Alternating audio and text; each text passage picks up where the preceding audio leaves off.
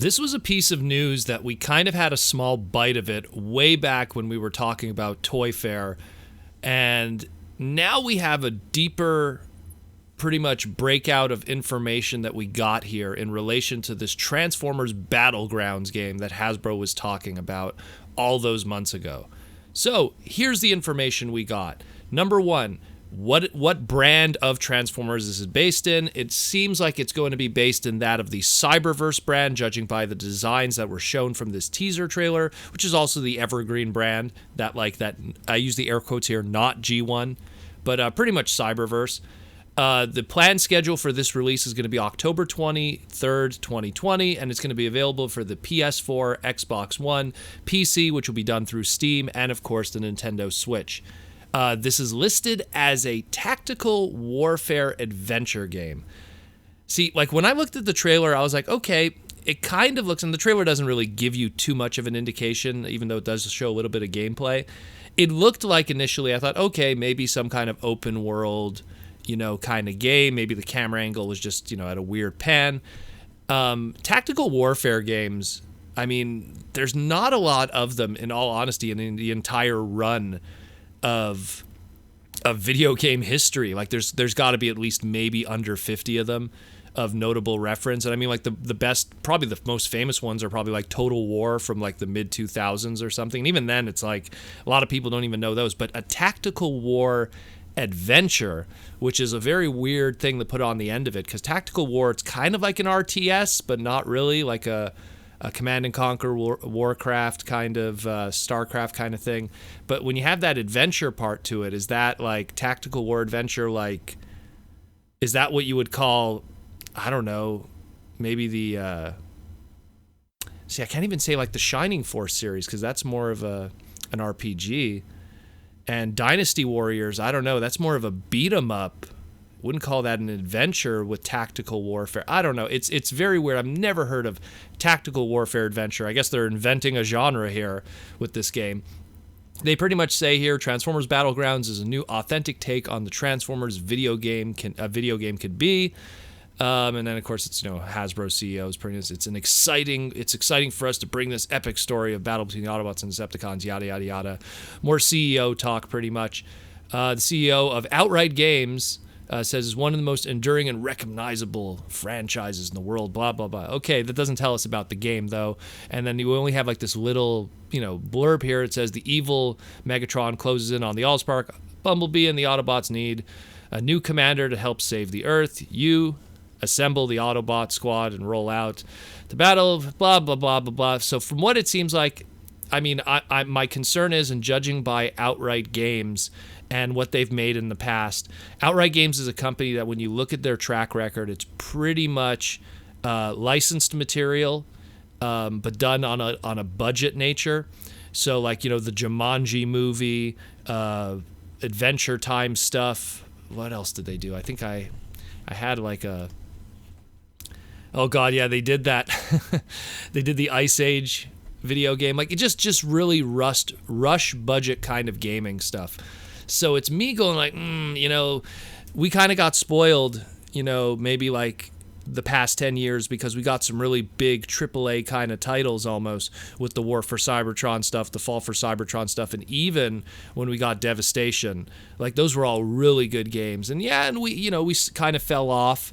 And then it kind of became cell phone game territory where we had Earth Wars and all that kind of stuff, which, again, is totally fine for a cell phone game, because cell phone games are not supposed to be deep cerebral experiences and complicated gameplay. They're literally something you play on your lunch break for like 15 minutes and then you set it and forget it. So it's something that what's going on here, it's like, okay, so this is going to be a console game on multiple platforms, a multi-platform thing. So right away, I always say when it's usually multi-platform across that many platforms, that means you always have to look at the lowest common denominator. So the weakest system is pretty much as good as the game is going to be. We're not talking like War for Cybertron, and yeah, okay, it was multi-platform even on the DS. No, those were different games.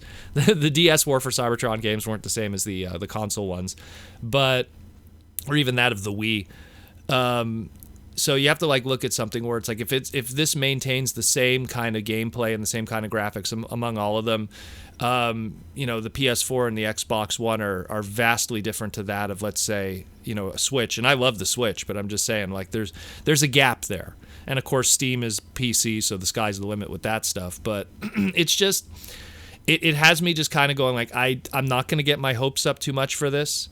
I almost feel like this is like a cell phone game with a little bit of steroids on it. I could be wrong, but judging by the gameplay footage, judging by what this company has put out in the past, and I've looked at their other games, don't expect too much.